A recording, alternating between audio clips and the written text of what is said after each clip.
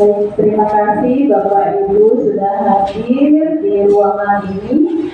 Hari ini saya ingin memaparkan sedikit tentang aksi nyata saya. Alhamdulillah saya sudah sebulan lebih berjalan Bapak Ibu. Saya ingin memberi Bapak Ibu, kita sama-sama, bukan saya tetapi pemahaman kita bersama tentang aksi nyata saya tentang budaya positif, karena ini sudah saya berjalan di modul 1.4 dan sekarang minggu ini saya sudah masuk di modul 2.1.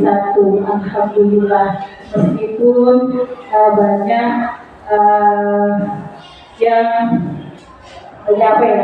banyak hambatan dan rintangan, ternyata alhamdulillah CDP ini menginspirasi saya sampai ke sini, bahkan seperti ini. Ini adalah menyebarkan pemahaman dan pengalaman penerapan budaya positif. Baik Bapak Ibu, sebelum saya mulai kita pendahuluan saja biar kita tuh sama-sama tentang pemahaman.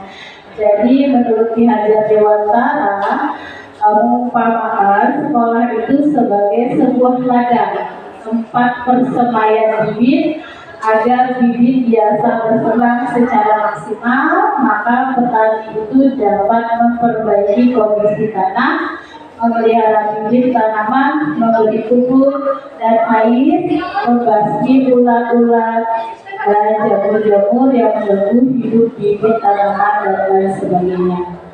Dari uraian tersebut kita dapat memahami bahwa sekolah itu diibaratkan sebagai tanah tempat bercocok tanam, sehingga guru itu harus mengusahakan sekolah jadi lingkungan yang menyenangkan, menjaga, melindungi murid dari hal-hal yang tidak baik. Dengan demikian karakter murid tumbuh dengan baik sesuai dengan profil pelajar Pancasila. Jadi ini pemahaman saya di modul 1.1 diajar jika gurunya. Jadi kita itu sebagai guru, kalau muridnya saja dia tidak mempunyai kemampuan, tapi kalau gurunya saja mempunyai kemampuan pasti akan menciptakan siswa yang luar biasa seperti itu, karena kita diibaratkan sebagai petani. Terus tujuan dari aksi ini menumbuhkan budaya positif di sekolah dengan meyakini nilai-nilai kebajikan universal serta menciptakan murid yang merdeka dan mempunyai disiplin kuat sesuai dengan profil pelajar Pancasila. Dan harapan saya tentunya dalam budaya positif ini nanti akan terwujud baik di lingkungan sekolah, di rumah maupun di lingkungan masyarakat, agar tercipta suasana belajar yang aman, nyaman, dan menyenangkan. Baik Bapak Ibu, sebenarnya konsep pada pemahaman budaya positif itu ada beberapa yang akan saya paparkan. Yang pertama adalah perubahan paradigma belajar, yang kedua disiplin positif, yang ketiga kebutuhan dasar manusia, yang keempat motivasi perilaku manusia, yang kelima posisi kontrol restitusi. Ini jadi posisi guru, gimana letak kita, seperti itu. Terus nanti ada keyakinan kelas sama dengan kesepakatan kelas, tapi sekarang lebih ke keyakinan kelas. Terus sama segitiga restitusi. Nanti ada beberapa contoh tentang segitiga restitusi. Kemarin Pak Regi sudah pernah memaparkan bagaimana segitiga restitusi ini. Mungkin saya cuma menambahkan saja biar kita itu sepemahaman Bapak Ibu tentang segitiga restitusi. Memang betul Bapak Ibu, kalau kita tidak Kalau kita tidak masuk ke arah ini, kita itu pasti apa sih pembelajaran itu berpihak kepada siswa? Apa sih pembelajaran itu berhamba kepada siswa? Saya dulu juga seperti itu. Saya pernah dengar seperti itu juga. Tapi saya itu punya tekad apa sih sebenarnya berhamba kepada murid, terus apa sih segitiga restitusi itu. Nah ternyata pas saya sudah di modul ini, oh ternyata segitiga restitusi itu seperti ini loh, itu maksudnya. Jadi nanti memang benar itu tantangan buat kami yang namanya GP dan CGP ini, karena kita susah untuk menyatukan sama-sama resepsi itu susah Bapak Ibu. Itu tantangan kami. Bisa kamu, bisa Bapak seperti itu. Nggak mungkin, pasti seperti itu. Pasti nanti anak akan mengulanginya lagi dan mengulanginya lagi. Pasti seperti itu. Tapi kalau kita yakin yang ada namanya nilai-nilai kebajikan dalam diri kita, kita yakin bahwa kita bisa membentuk karakter anak, insya Allah kita bisa yang namanya memerdekakan siswa, membentuk karakter yang baik. Insya Allah nanti siswa itu menjadi siswa yang sukses. Baik, lanjut ya Bapak Ibu. Jadi lanjut ke pembelajaran dengan paradigma baru. Pembelajaran dengan paradigma baru itu dirancang berdasarkan prinsip pembelajaran yang terdiferensiasi. Nah, kalau pembelajaran ini saya baru masuk di modul ini, saya baru juga memahaminya. Dan di PPG ini saya harus pembelajarannya terdiferensiasi. Seperti itu. Ini saya ternyata seperti ini saya sudah mulai mengarah ke sana. Sehingga setiap siswa belajar itu sesuai dengan kebutuhan dari tahap perkembangan untuk mewujudkan profil pelajar Pancasila. Oke, Bapak Ibu, mari kita biasanya kita itu kan selalu menyuruh murid kita ya, ayo seperti itu. Tapi kita tidak bisa menumbuhkan semangat di diri kita bahwa kita itu bisa sebenarnya seperti itu. Nah, kita itu memberikan positif, budaya positif yang baik, memberikan semangat, tetapi harus dari kita yang sendiri. Kalau kita yang sendiri saja tidak bisa, bagaimana murid-murid kita untuk ikut bersama kita seperti itu. Nah, kita selalu menggaungkan yang namanya semangat ya kan. Terus sekarang ini ya kan, supaya apa? Supaya masuk setiap pembelajaran itu masuk ke dimensi profil pelajar Pancasila. Baik, mungkin di sini biar kita semangat karena sudah siap, silakan Bapak Ibu berdiri, kita ikuti ya murid kita lakukan. Sebenarnya kita bisa nggak? Kalau kita cuma bisa yang begitu saja, tapi kita tidak bisa melakukannya. Seperti itu. Ayo silahkan. Ya, silahkan ikuti gerakannya. Silahkan sambil nyanyi ya Bapak Ibu ya. Oke, siap.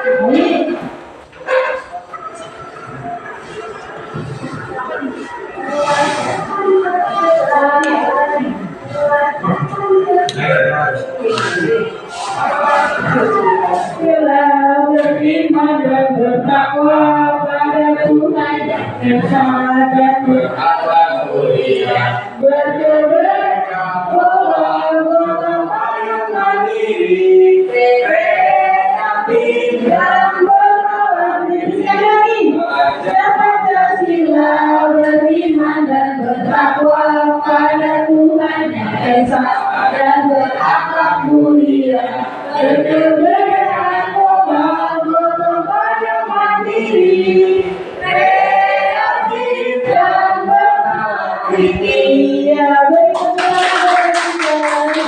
Terima kasih Bapak Ibu. Semoga kita menjadi guru yang tidak hanya menyuruh, tapi kita tetap membersamai dan melakukannya bersama-sama siswa kita. Agar siswa kita itu, oh iya, guru kita aja melakukan, kenapa kita tidak? Seperti itu Bapak Ibu. Oke, baik, kita langsung ke disiplin positif. Jadi dalam budaya kita, makna kata disiplin itu dimaknai menjadi sesuatu yang dilakukan seseorang pada orang lain untuk mendapatkan kepatuhan. Kita cenderung menghubungkan kata disiplin dengan ketidaknyamanan. Mungkin di sini Bapak Ibu itu beranggapan disiplin itu apa sih? Ayo apa ya Bapak Ibu? Kita selalu menegakkan disiplin, tapi menurut Ibu, Bapak Ibu disiplin itu apa? Mengikuti tata peraturan, betul ya, seperti itu. Tapi sebagai pendidik, tujuan kita adalah menciptakan anak-anak yang memiliki disiplin diri, sehingga mereka bisa berperilaku dengan mengacu pada nilai-nilai kebajikan dan memiliki motivasi intrinsik bukan ekstrinsik. Nah, nilai-nilai kebajikan nilai-nilai kebajikan universal itu apa sih? Jadi sebenarnya ada 3 Bapak Ibu ya: membangun budaya positif, mengembangkan karakter, dan menciptakan belajar yang kondusif. Jadi kalau membangun budaya positif itu biasa kita itu kayak nilai-nilai kebajikan itu adalah keyakinan pada diri kita. Misalnya, oh ya, kita itu selalu menghormati orang yang lebih tua, seperti itu. Menghargai teman, seperti itu. Terus bekerja sama. Itu sudah keyakinan dari diri kita. Kalau misalnya siswa berpapasan, berarti anak itu meyakini berpapasan dengan orang tua, pasti dia akan menghormati, saliman, seperti itu. Karena apa? Oh ya, dia meyakini bahwa dia itu menghormati orang yang lebih tua. Terus mengembangkan karakter dengan seperti apa? Yaitu jujur, tanggung jawab, dan disiplin tadi.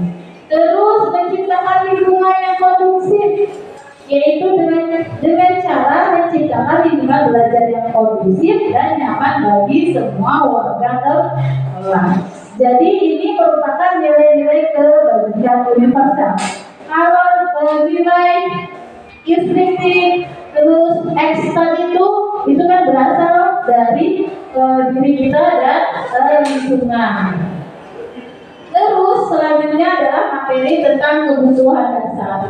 Kebutuhan dasar itu sebenarnya ada 2 Bapak Ibu yang saya pelajari itu, ada jasmani dan rohani. Nah, ternyata kebutuhan dasar itu seperti bertahan hidup, kasih sayang, rasa diterima, terus kepuasan, kebebasan, kesenangan. Ternyata anak itu juga seperti itu, mempunyai namanya kebutuhan dasar manusia. Ini ada hubungannya nanti pada saat penerapan budaya positif di lingkungan kita Bapak Ibu ya. Apakah kita memiliki siswa itu memiliki kebutuhan dasar manusia tersebut. Terus motivasi perilaku manusia. Motivasi itu merupakan dorongan yang timbul pada diri seseorang. Jadi dia itu secara sadar atau tidak sadar untuk melakukan sesuatu tindakan dengan tujuan tertentu. Nah, ada 3 di sini contoh motivasi perilaku manusia. Jadi ada siswa itu menghindari ketidaknyamanan dan hubungan, terus mendapat imbalan atau penghargaan dari orang lain, serta menghargai nilai-nilai kebajikan diri sendiri. Nah, murid melakukan disiplin biasanya kalau dia terlambat, dia ada rasa takut dihukum. Itu termasuk motivasi ekstrinsik. Karena ya itu tadi, wah kalau terlambat ini pasti saya dihukum. Terus mendapat imbalan atau penghargaan dari orang lain. Murid melakukan disiplin karena ia ingin mendapat imbalan. Nah, ternyata penghargaan itu ada positif, ada negatifnya Bapak Ibu. Nanti saya akan menjelaskan di sini. Itu termasuk motivasi ekstrinsik ya. Terus menghargai nilai-nilai kebajikan diri sendiri. Jadi kalau untuk menghargai nilai-nilai kebajikan itu motivasi intrinsik. Jadi disiplin disiplin diri karena sadar akan nilai kebajikan diri. Jadi siswa kalau terlambat itu apa namanya itu kita tidak harus menjudge dia kenapa kamu terlambat, oh nggak boleh langsung kita hukum seperti itu, bukan seperti itu.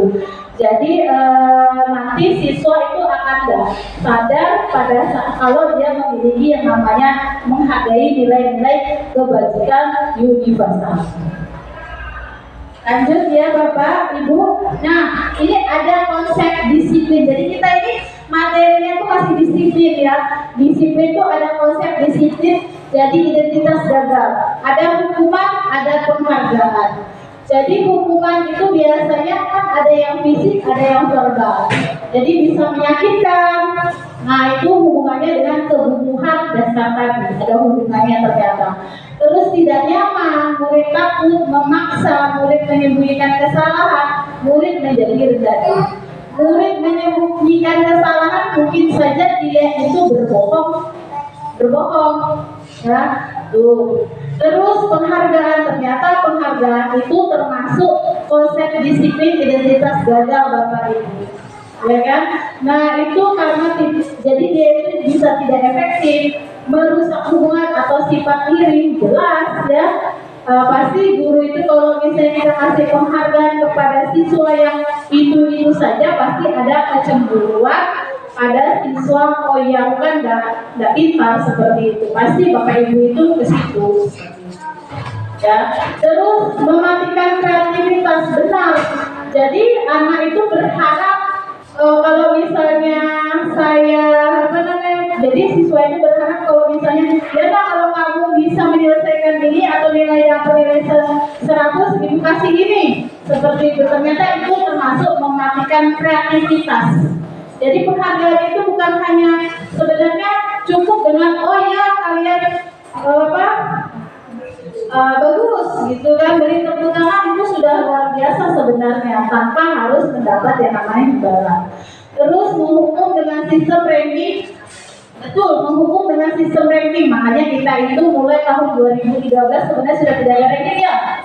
Nah, seperti itu ternyata konsep disiplin identitas yang salah. Berapa hak menghargai diri, itu ya Bapak Ibu. Jadi tidak apa-apa sih, tapi kalau sewaktu-waktu terkadang memacu, benar memacu, tapi membuat siswa itu berharap dan terus berharap kalau kita memberikan suatu imbalan, yaitu saya setuju dengan mematikannya kreativitas. Cukup ya kita men-spot saja sih Bapak Ibu. Terus konsep disiplin identitas yang sukses. Nih, ini disiplin identitas sukses yaitu ada yang namanya konsekuensi dan restitusi. Kemarin itu pas kita dijelaskan itu apa sih perbedaan hukuman, konsekuensi dan restitusi.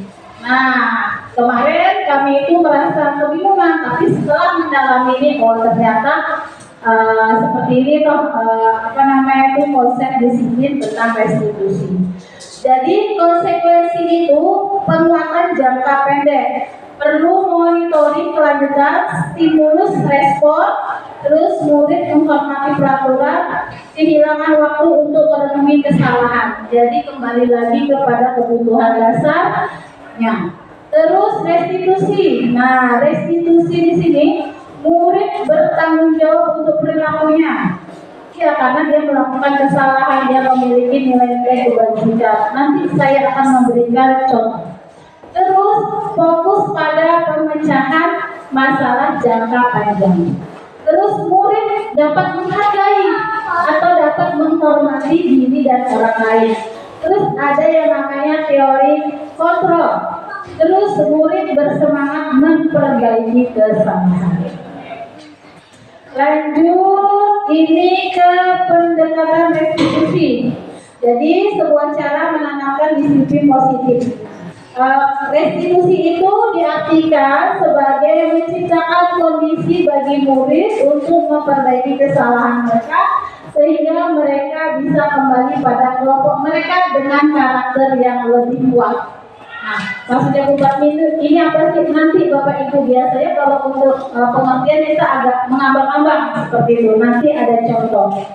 Terus ciri-ciri restitusi. Jadi ciri-ciri restitusi itu ada beberapa. Jadi satu, dia itu bukan menebus kesalahan, namun belajar dari kesalahan. Selama ini yang kita lakukan itu bukannya saya bilang salah, tetapi terkadang kita keliru.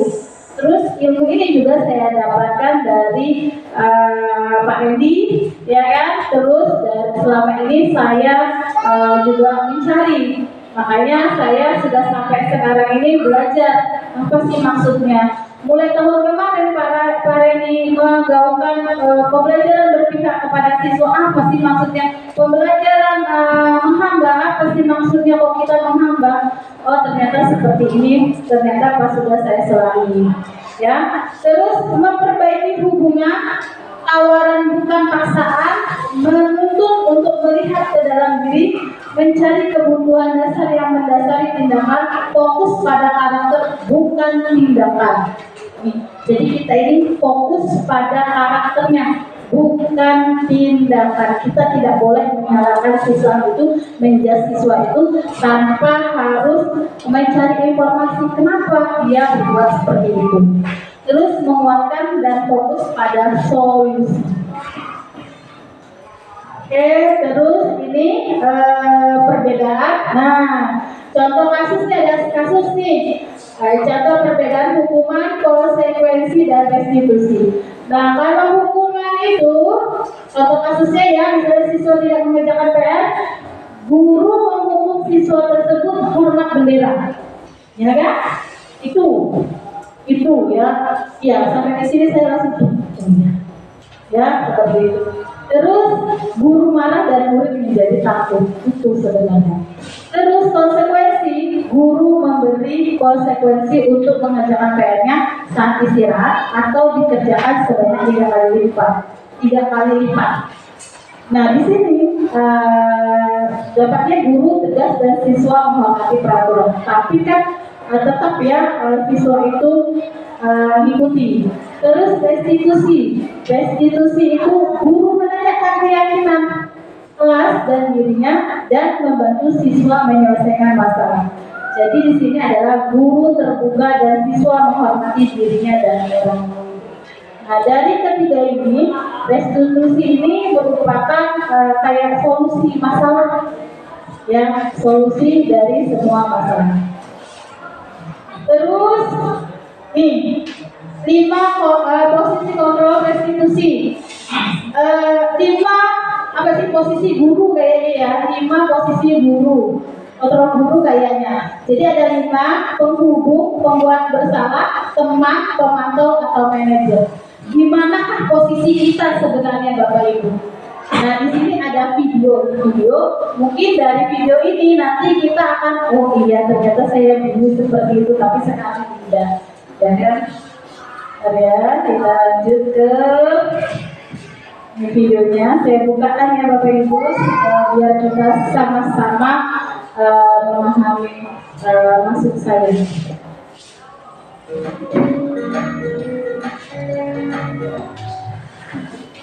Salam bahagia Ibu dan Bapak Guru hebat. Dalam penerapan disiplin positif restitusi, salah satu program yang dikembangkan adalah 5 posisi kontrol. 5 posisi kontrol dalam restitusi adalah proses perjalanan seorang pendidik agar dapat mengenali dirinya. Pada video kali ini, kita akan membahas tentang 5 posisi kontrol yang dikembangkan oleh Diane Joseph dan contoh penerapannya.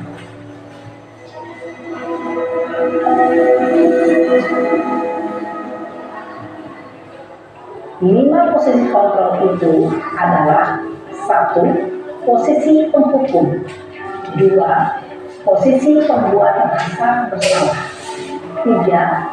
Posisi teman, 4. Posisi pemantau atau monitor, dan 5. Posisi manajer.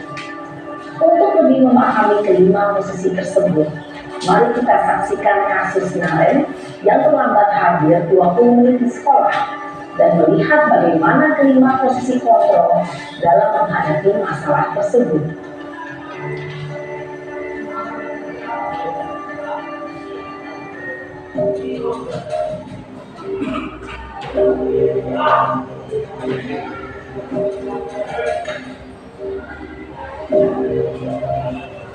Naran, sini kamu. Oke, tapi saya kalau lagi Kamu deh, pasti terlambat. Paku, saya Apa? Apa coba? Alasan kamu apa lagi? Kapan sih kamu tidak terlambat? Malas sekali ya kamu jadi anak. saya Dasar pemalas. Gak kapok-kapok sih kamu. Sudah berapa kali terlambat? Sana, kamu keliling lapangan basket 2 kali. kenapa saya harus ke lapangan basket, Bu? Kenapa? Kamu melawan ibu.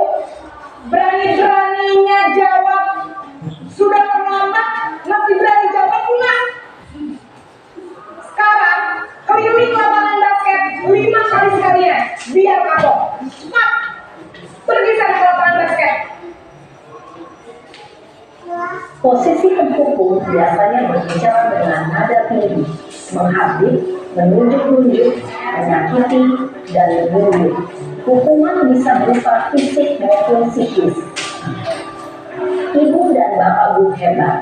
Dampak yang terjadi pada murid ketika guru berada pada posisi pemukul adalah murid cenderung akan memberontak, bahkan menyimpan dendam.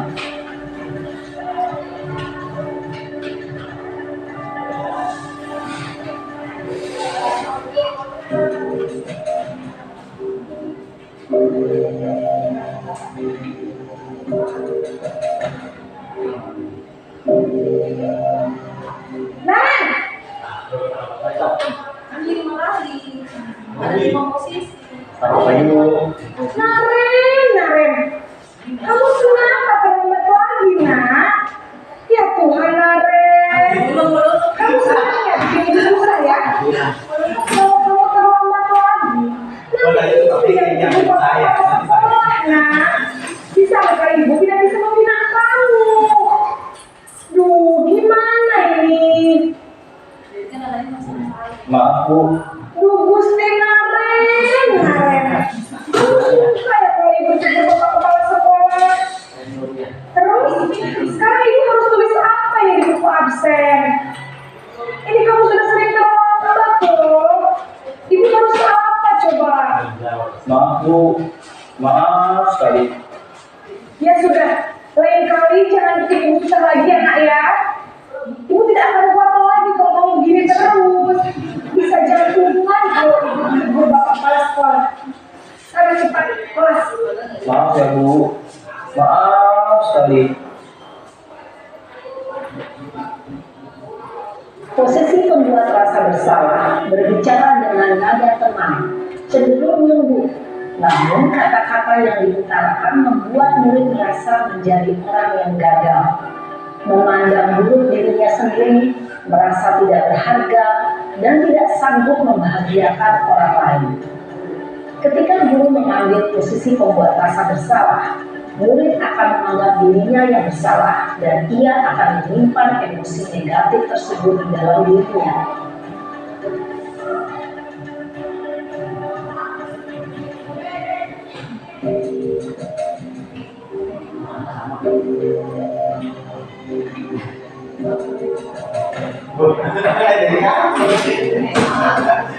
Naran, Oke, ini juga sama.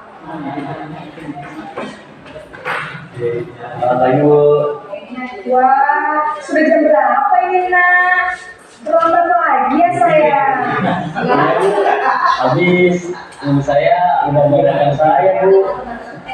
Kamu menyalahkan ibu kamu. Kamu bukannya anak yang larinya paling kencang. Kok terlambat sih? Iya, Bu. Saya memang terlambat bangun tadi. Jadi biarpun saya lari kencang, tetap gak kejar, Bu. Ya sudah sana. Nanti lain kali larinya lebih kencang lagi ya. Biar gak terlambat lagi. Bikin seneng ibu. Demi ibu. Bisa kan? Bisa, Bu. Ya sudah sekarang masuk kelas. Sudah saya urusan absen kamu. Kamu ini ada-ada saja. Dalam posisi teman, guru berbicara dengan nada suara ramah, akrab, cenderung bersenda gurau untuk menjaga suasana tetap santai. Murid akan merasa senang, aman, dan akrab dengan guru.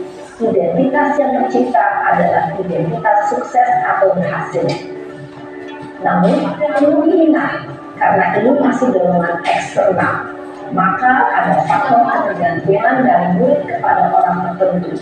Di sini, guru absennya, sehingga di lain waktu, murid bisa berperilaku baik, namun hanya kepada orang-orang tertentu saja.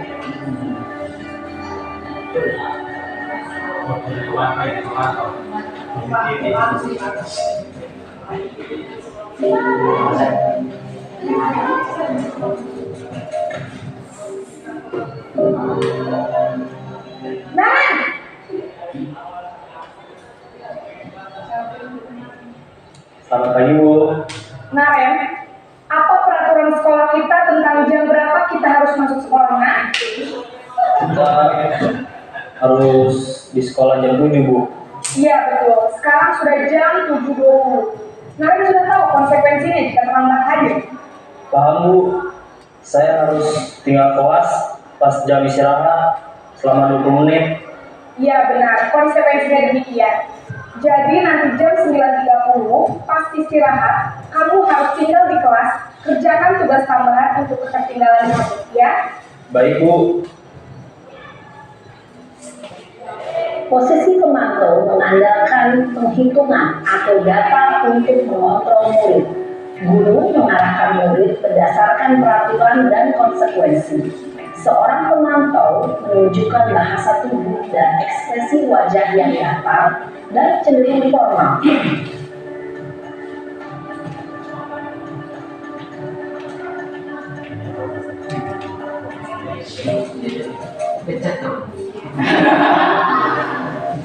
Kamu keluar di sana. Kami bisa.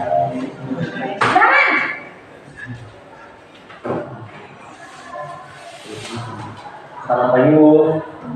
Selamat pagi, Naren. Maaf, Bu. Saya terlambat. Iya, sekolah masuknya jam 7, sekarang sudah jam 7.20. Jadi sekarang bagaimana ini, Naren? Maaf, Bu.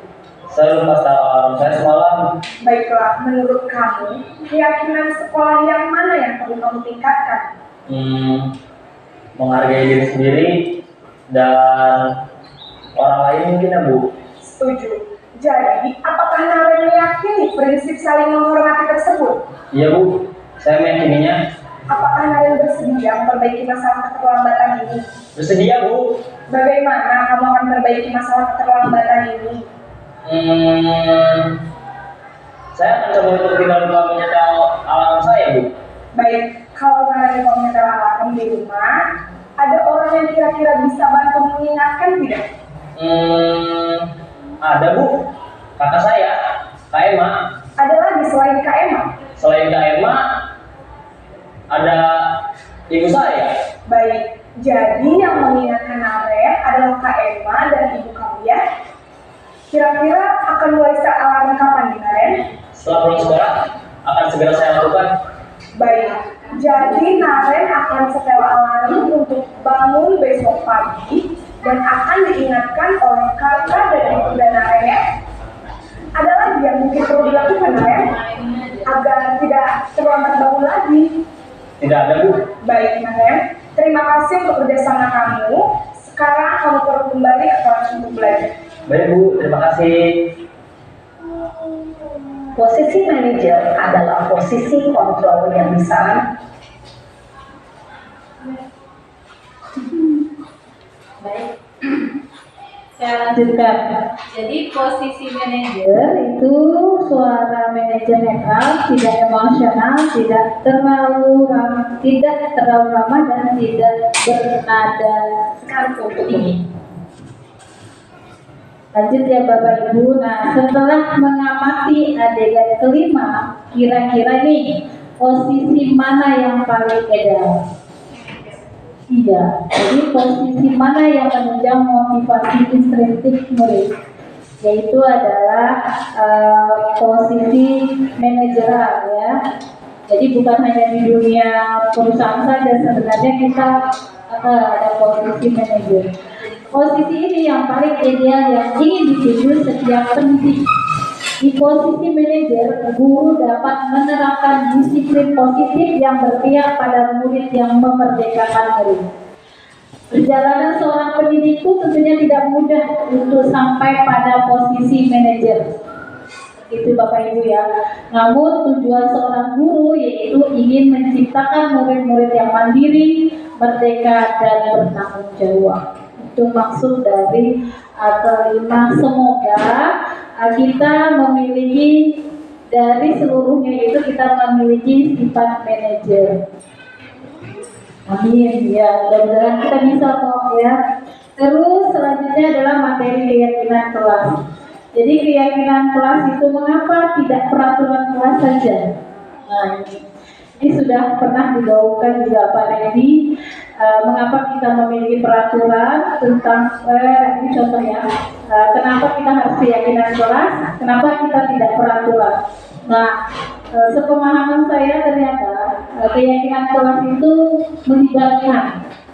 melibatkan siswa, melibatkan semuanya. Dengan keyakinan kelas akan timbul dari diri siswa tersendiri. Kalau dia melakukan kesalahan, contohnya misalnya membuang sampah di kelasnya, nah masih ingat tak keyakinan kelas yang kalian buat bersama?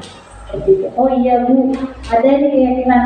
Artinya dia yakin kalau dia buang sampah di kelasnya, maka ruangan itu akan menjadi bau dan tidak bersih. Itu keyakinan dalam dirinya. Akhirnya dengan kesadarannya dia bisa membuang sampah tanpa harus disuruh. Seperti itu Bapak Ibu. Terus ini tadi contoh ya Bapak Ibu, mengapa kita memiliki peraturan tentang penggunaan masker dan mencuci tangan setiap hari? Ya sekarang kan kita punya keyakinan kan setelah habis COVID, kalau kita tidak pakai masker, debu atau bakteri masuk dalam diri kita. Nah, kita kan sekarang punya keyakinan itu, ya kan Bapak Ibu kan? Kalau dulu kita masa bodoh saja, tapi sekarang kita punya keyakinan. Itu yang kita harapkan. Semoga dengan keyakinan ini bisa merubah siswa itu menjadi bertanggung jawab. Terus lanjut, ini saya kemarin sebelum pembelajaran saya membuat keyakinan kelas pada materi pelajaran saya. Jadi saya di awal pembelajaran saya sepakat di kelas saya bagaimana keyakinan itu bisa terwujud sehingga anak itu menjadi aktif pada saat pembelajaran. Terus bagaimana bentuk keyakinan kelas? Jadi bentuk keyakinan kelas itu lebih abstrak dari peraturan karena dirumuskan bersama, terus berupa pernyataan universal, dibentuk dalam bentuk positif, sedikit saja agar mudah diingat. Ya, keyakinan kelas itu tidak usah banyak-banyak Bapak Ibu. Cukup siswa itu meyakini apa yang bersama dibuat. Sesuai dengan kondisi kelas dan sekolah agar mudah diterapkan, semua warga kelas atau sekolah dilibatkan untuk membuat. Nah, sekarang kita ke segitiga restitusi. Nah, ternyata segitiga restitusi itu ada 3 Bapak Ibu, yaitu menstabilkan identitas, validasi tindakan yang salah, serta menanyakan keyakinan. Seperti kasusnya Neren tadi yang manajer itu sudah masuk ke dalam segitiga restitusi. Jadi menstabilkan identitas itu kita semua akan melakukan hal yang terbaik yang bisa kita lakukan. Terus validasi tindakan yang salah itu adalah semua perilaku memiliki alasan. Terus menanyakan keyakinan, kita semua memiliki motivasi internal.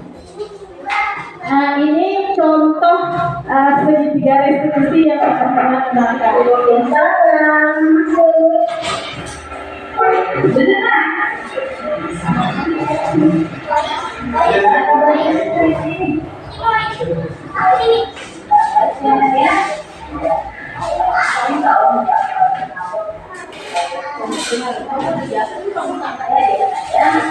Jadi ini menjelaskan kenapa itu ditandatangan.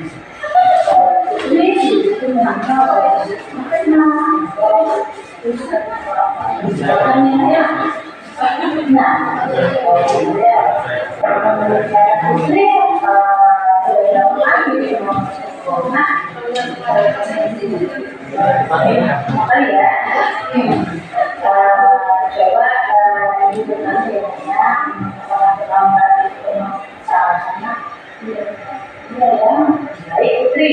kalau melakukan sebenarnya melakukan kesalahan itu manusiawi ya, setiap orang pasti melakukan kesalahannya. Nah, yang penting kita bisa belajar dari kesalahan tersebut dan berusaha untuk ya. Oke, baik. Kita nanti sama-sama cari solusinya ya. Tentang bangun dari sekolah, kenapa ya? Putri datang terlambat pasti punya alasan ya. Kenapa Putri itu sehingga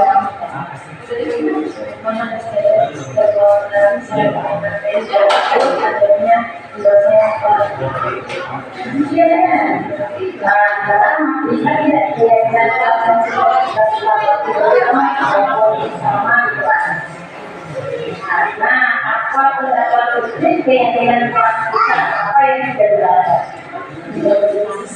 tentang disiplinnya? Oke.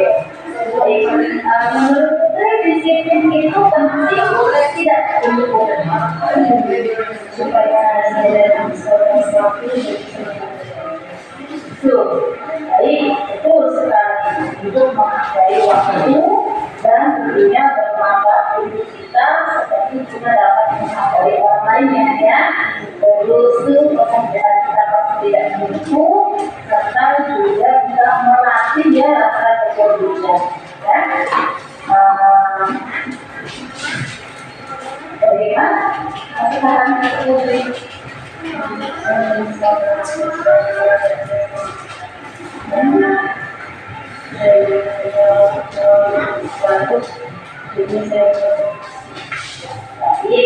Berarti Putri sudah menunjukkan sikap ya, sikap yang baik itu dengan cara meminta maaf ya. Menurut Putri ini lagi apa yang akan Putri lakukan agar Putri itu tidak terlambat bersekolah.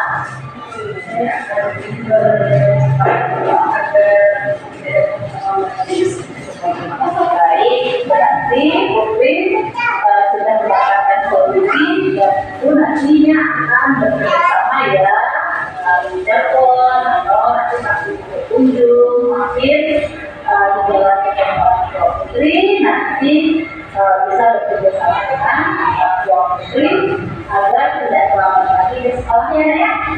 Terus sekarang silakan Putri ke dalam kelas bersama teman saya.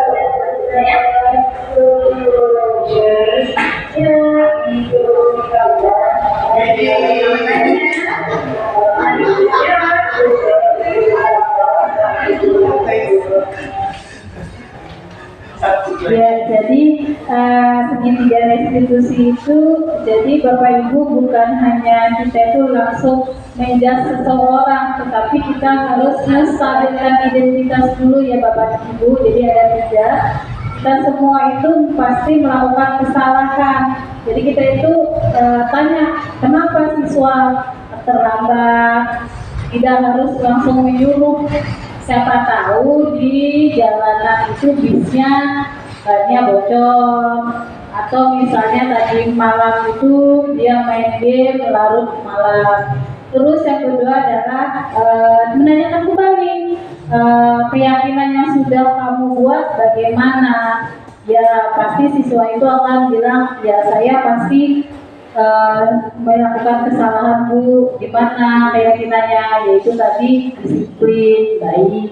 Nah habis itu gunanya untuk mengembalikan, maksudnya supaya anak itu tidak merasa bersalah gitu Bapak Ibu. Jadi membuat karakter supaya dia lebih bertanggung jawab. Memang susah, bener susah, tapi itu tantangan. Kemarin juga saya sempat kita itu sempat berbicara seperti itu. Kalau kita melakukan seperti itu susah ini, pasti anak-anak kalau kita seperti itu anak-anak sih kayak gitu mulai lagi? Benar, tapi di sini tantangan. Kalau kita bekerja sama, berkolaborasi, insya Allah semua itu tidak ada yang tidak mungkin.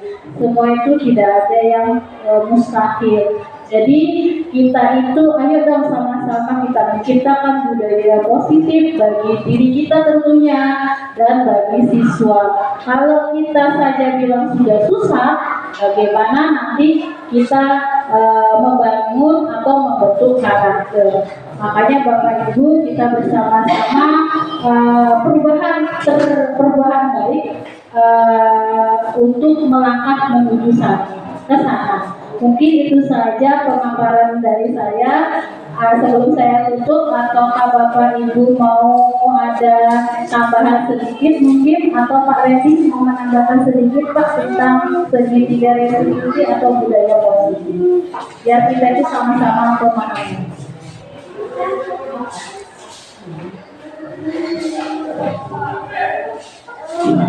Ya baik, terima kasih atas kesempatannya Bu Fatimisi. Yang pertama kita apresiasi pada Bu Fatimisi selaku CGP Angkatan 9 atas dispensasinya atau pengimbasan praktik baik tentang disiplin positif dalam rangka pemenuhan tugas yang diemban dan lagi dilaksanakan. Jadi mungkin saya tidak bertanya, tapi lebih menambahkan sedikit atau sepanjang pemahaman saya, yaitu kita harus tanamkan positif mindset Bapak Ibu Guru sekalian. Apa itu positif mindset? Artinya untuk membangun kolaborasi, untuk membangun koordinasi, dan tentunya outputnya adalah tentang perbaikan karakter yang sesuai dengan profil belajar Pancasila adalah positif mindset. Jadi memang yang harus diubah di dalam cara berpikir itu paradigma. Pertama itu adalah bagaimana filosofi Ki Hajar Dewantara ya, yang berkata ingat sasimulada iman dia makan karsa tuturi ada yang ini. Ya intinya yang seperti dipaparkan Bupati tadi adalah sekolah ini kayak taman siswa, kemudian anak-anak ibaratkan benih, kita ini sebagai petani hanya mengarahkan, memupuk dan lain sebagainya. Kemudian tadi ada komisi kontrol menarik itu ya. Jujur kita pasti sudah pernah mengalami semua tuh ya. Jadi pemukul sudah pernah ya kan. Kemudian membuat rasa bersalah, kemudian pemantau, monitor sampai yang paling ideal adalah manajer ya. Memang kita tidak bisa memilih itu semua masuk ke bagaimana kita punya background, kita punya keluarga, kita dibesarkan dengan sistem kurikulum yang berbeda-beda dengan keluarga kita. Jadi guru itu bukan harus sempurna, guru juga ya sama ya. Kita juga dapat kurikulum dari berbagai background latar belakang.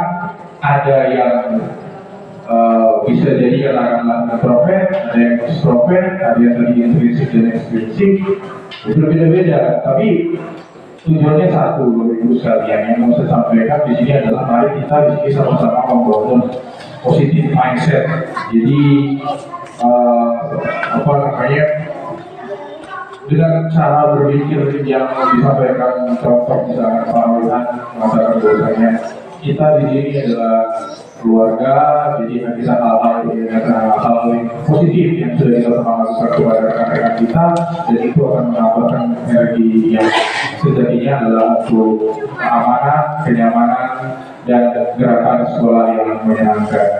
Intinya positif mindset harus tertanam positif di dalam alur pemikiran kita.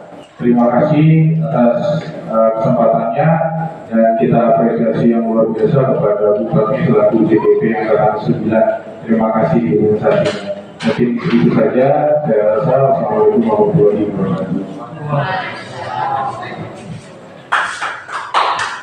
Terima kasih Pak Redi. Kita pause dulu ya Pak ya.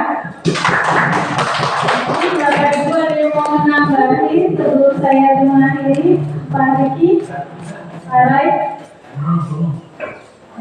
Pak Agus. Oh ya baik. Semoga berempat kok selesai. Kalau bertanya boleh. Nanti kita bisa menjawab bersama-sama. Silakan Bapak.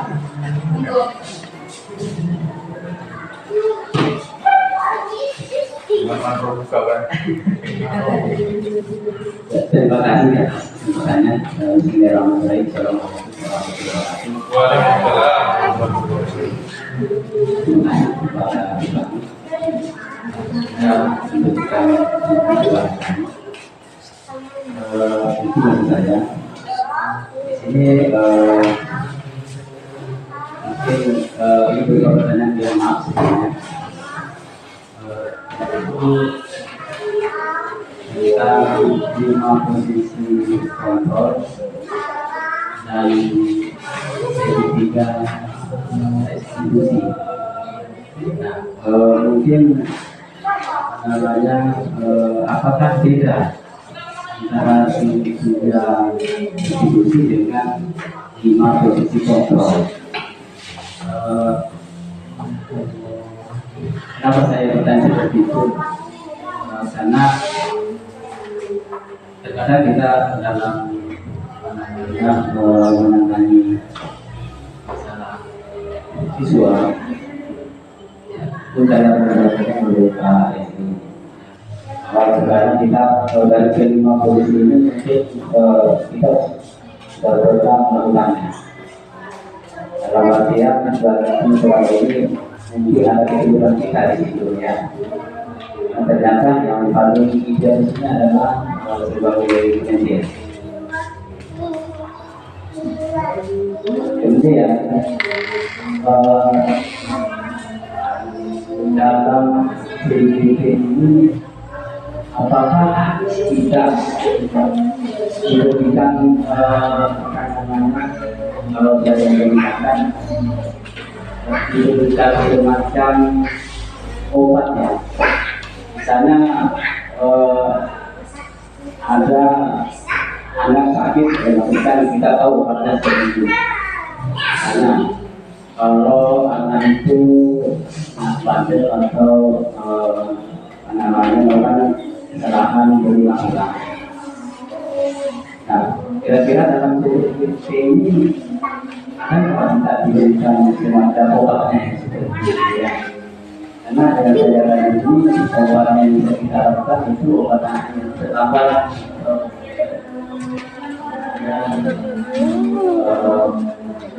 jadi mengabaikan waktu di sekolah. Bukan cuma itu sebenarnya yang tidak terjadi dari saya yang suka bawa rokok, kemudian ada yang membuli dan sebagainya. Kira-kira dalam berikutnya ada namanya semacam solusinya untuk mengatasi soal tersebut. Terima kasih. Saya Assalamualaikum warahmatullahi Saya akan mencoba menjelaskan. Terima kasih ya Pak Sandra sudah memberikan masukan. Saya sudah pasti akan pro dan kontra ya, apalagi kita mau menerapkan yang namanya tiga institusi. Karena pada kenyataannya, pasti kita nanti ada di posisi yang kita lihat dari gambar tersebut. Baik, apa sih perbedaan lima posisi kontrol dengan apa tadi ya segitiga restitusi? Jadi kalau segitiga restitusi Pak menciptakan keadaan untuk kembali misalnya yang melakukan kesalahan. Jadi guru itu bukan pada sebagai pemukul dan lain-lain, tetapi dia membuat siswa itu merasa aman, nyaman. Kalau misalnya dia melakukan kesalahan, kita tidak langsung menghukum. Jadi menciptakan seperti itu kondisi. Jadi akhirnya dia bisa kembali lagi kepada teman-temannya, ke teman-teman kelas lah, untuk oh iya ternyata kenapa nanti anak-anak tidak merasa ya aku pun merasa tersalahkan karena aku melanggar seperti itu, tidak. Nah, jadi itu tuh bagaimana untuk memecahkan solusi apa seperti itu, bukan karena kita terlambat terus langsung kita menghukum. Terus 5 posisi kontrol itu maksudnya keadaan kita itu gimana Pak? Kita itu sebagai apa? Selama ini menjadi pendidik itu sebagai apa? Itu apakah kita sebagai pemukul mendidik ada yang melanggar atau yang seperti apa, tanpa harus kenapa kamu terlambat, kita tidak menanyakan apa alasanmu. Oh ini ibu punya solusi seperti itu. Kamu ingat keyakinan kelas kita seperti itu. Makanya di sini memang harus adanya kerjasama sifat kolaborasi tadi, sama mindset positif yang sudah dijelaskan sama Pak Redi tadi. Kalau misalnya kita tidak pikiran kita sudah buruk sama anak itu, pasti anak itu meskipun melakukan kesalahan pasti jelek di mata kita gitu Pak. Nah dengan segitiga restitusi ini kita itu sama-sama antara keterlibatan orang tua sebenarnya ya, terus itu guru mata pelajar dan warga semua. Jadi semua itu terlibat, bukan satu itu bukan tanggung jawabannya, bukan seperti itu. Nantilah kita bersama-sama bagaimana menciptakan budaya positif ini saja. Makanya di sini dikumpulkan supaya pemahaman bersama. Seperti itu kita tuh membentuk karakter ya, tujuan tadi kita tuh supaya siswa itu bukan merdeka hal yang dibiarkan, bukan seperti itu maksudnya. Begitu untuk membentuk karakter anak. Terus tadi formula yang tidak ada formula Pak. Tapi yang ada adalah kesadaran daripada kita sebagai pendidik, bagaimana kita membawa siswa ini nanti setelah lulusan siswa ini terbentuk dan kerjasama dengan keluarga. Yaitu tadi Pak, dengan kebutuhan dasar kita punya rasa sayang kepada anak tersebut seperti itu.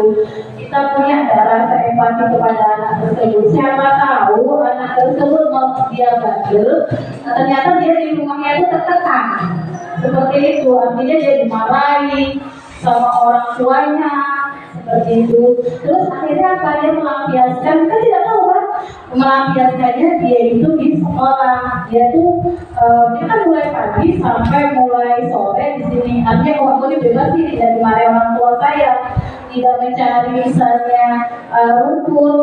Kalau tidak mencari rumput di mana ya orang tua, kita tidak tahu kondisi anak ini di rumah. Akibatnya yaitu dengan dia bersekolah dia bisa melakukan kebebasan. Nah dari situlah kita sebagai wali kelas, bukan hanya wali kelas, sebagai guru yang ada di sini, kita itu berusaha untuk gimana sih posisi kita, apakah kita menjadi teman. Tapi terkadang ya tadi dalam itu teman itu terkadang disalahartikan, kadang anak-anak juga tidak menghargai kalau kita membahaskan menjadi teman seperti itu.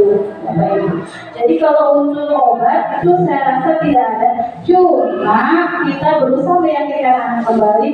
Nah kita itu kan punya namanya keyakinan kelas, keyakinan diri. Ibu percaya, bapak percaya bahwa kamu itu nantinya suatu saat menjadi orang sukses. Yaitu dengan cara apa? Memang kamu gagal saat ini, tapi ibu percaya kamu bisa menjadi seseorang yang luar biasa. Memberikan motivasi positif itu ternyata membuat anak terbuka loh bapak ibu seperti itu. Coba kita kembali. Tapi ya jangan sekali dikasih tahu habis itu sudah, sekali dikasih tahu memang berat tugasnya tambahan, tapi memang seperti itu tugas kita ya seperti itu.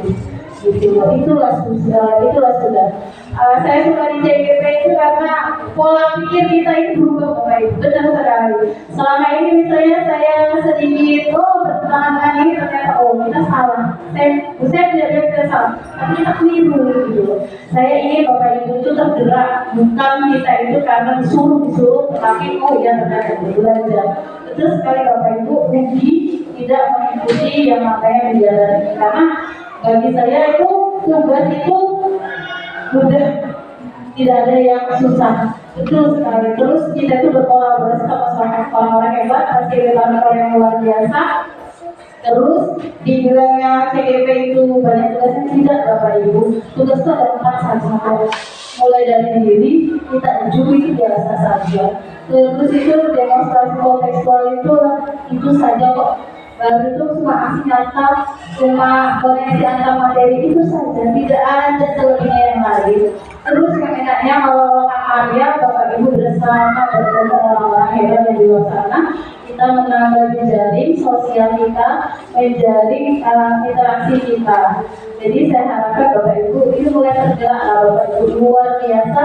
Saya itu langsung tertampar Bapak Ibu sebelum saya tahu oh ternyata saya di posisi ini. Saya seperti itu.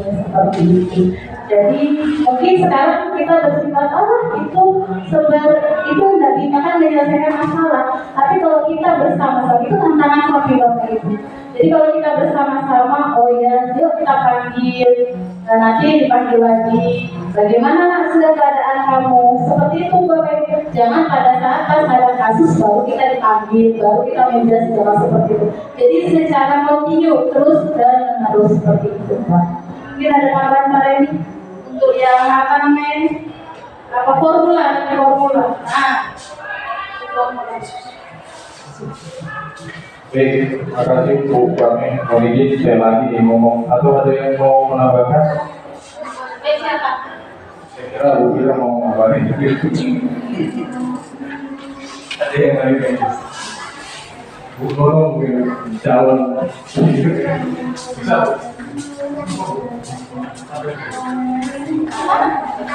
Tadi yang hari lalu tuh.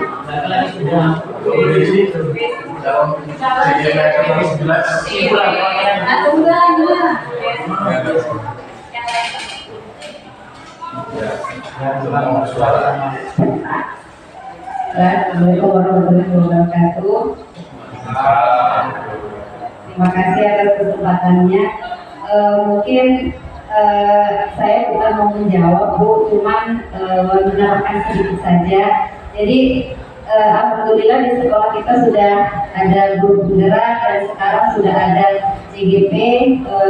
Jadi sudah ada 2 guru yang memberikan pencerahan kepada kita bahwa selama ini yang kita lakukan itu belum tepat atau keliru kepada siswa. Nah, mungkin hal yang sudah diperoleh Bu di dalam pembelajaran CGP itu mungkin bisa sedikit mulai diibaskan di sekolah, mulai dari peraturan-peraturan yang dibuat di sekolah, mulai di sedikit-sedikit mulai dimasukkan yang sudah diperoleh di CGP supaya kita mau melihat bahwa ada sedikit perubahan yang terlihat kepada siswa setelah melakukan mengoneksikan antara materi yang diperoleh di CGP di sekolah kita. Itu saja mungkin ketika nanti 2 Bapak Ibu guru yang sudah guru penggerak ini berhasil, itu juga kita Bapak Ibu guru akan mengikuti hal yang sama yang sudah dilakukan oleh Bapak Ibu guru penggerak.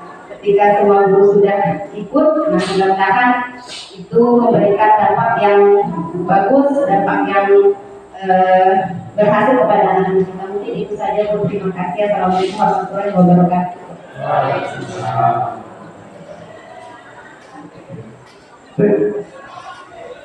Ya, terima kasih Bu Desi dan CGP Angkatan 11.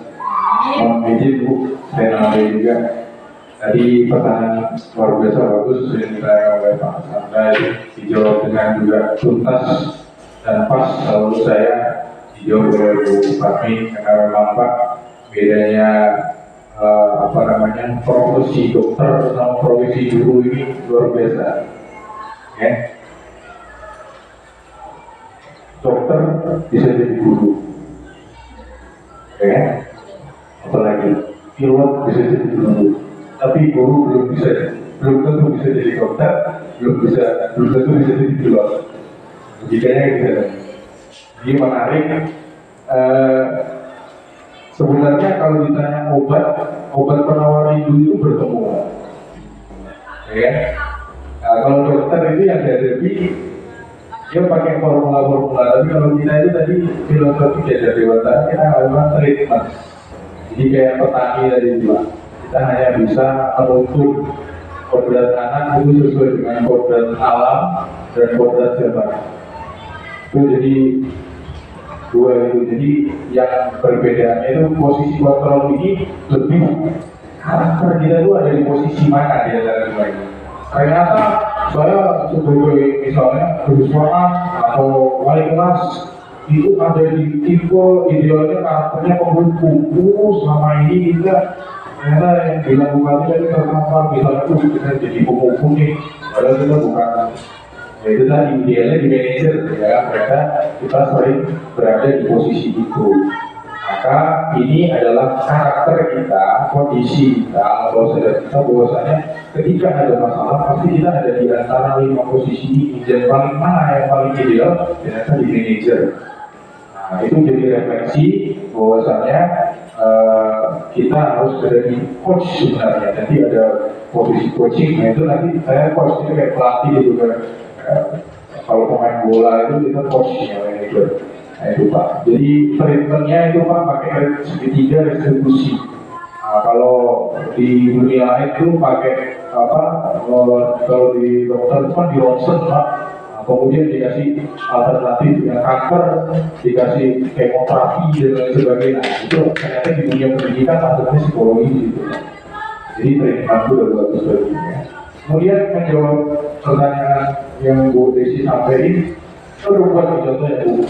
Jadi kita udah koneksikan Bu. Jadi ada kesepakatan kelas yang dibangun oleh kelasnya Pak Riki, ada kesepakatan kelas, cuman ya itu tadi kita butuh semua apa namanya elemen ekosistem itu bergerak dan menyepakati kesepakatan kelas bukan hanya jadi panjang, tapi bagaimana itu dipraktikkan. Nah, itu hal yang masih jadi PR bersama bagi kita semua itu. Tapi sudah kita koneksikan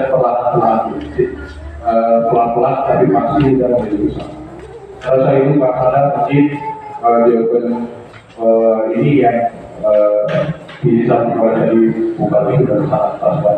Jadi begitu baik kalau ibaratnya kayak orang yang lagi kesurupan itu dari kita tidak bisa dikasih obat paracetamol tersebut.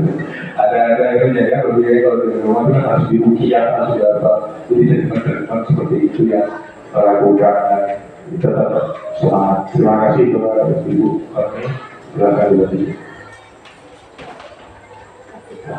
Ya, terima kasih Pak Randy, Bu Desi. Pak Randy sudah memberikan masukannya. Mudah-mudahan apa yang kita katakan kita itu menjadi memahami tentang budaya positif tentang penyebaran dan pengembangan lima positif ekonomi. Mungkin itu saja ya Bapak Ibu. Terima kasih atas kesempatan yang sudah diberikan saya. Saya akhiri. Wassalamualaikum warahmatullahi wabarakatuh dan selamat siang.